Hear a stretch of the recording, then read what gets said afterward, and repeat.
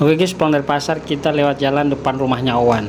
Nah ini ada gerbang saat masuki dusun 1 di Sapentaru Barat.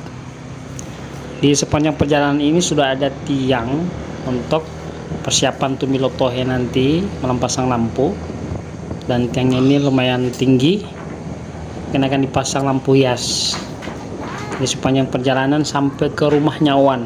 Kita sudah di penghujung Ramadan, ini sudah hari ke-24 di bulan suci Ramadan. Semoga kita dipertemukan lagi di bulan Ramadan tahun mendatang. Tepat di depan kita ini rumahnya Owan. Jadi ini kelihatan rumahnya di samping masjid. Rumahnya ini di samping masjid.